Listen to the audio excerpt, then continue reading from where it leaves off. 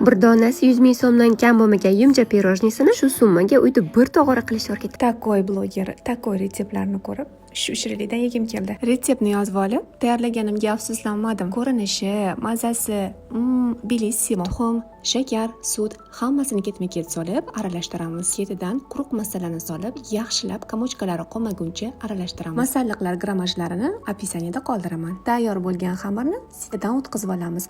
Xamir teksturasi nejniy, suyuq, kamochkalari bo'lmasligi kerak. Men ikki xil rang bo'lishini xohladim. Xamiri yarmiga pushti rang qo'shib yubordim. O'rta olovda shunaqa xamirni solib, ortiqchasini to'kib tashlab, yupqa qilib, bir tarafini o'zini pishirib olamiz. Tayyor xamirlar shunaqa yupqa bo'ladi. Qaymoq, skushonka, tvorojniy sir solib, shunaqa mazali krem tayyorlab olamiz. Shu ko'rinishda krem, mevalarni solib, yumcha shirinligini tugib olamiz. 3-4 soatga xolodilnikka qo'yamiz. Yumcha shirinligini albatta muzdek holatida podacha qilish kerak. Go'zal ranglar, mazali ne'matlarning uyg'unligini his qilib, Robbimga shukr qilib, shu shirinlikdan tanovul qilamiz. Kelinglar.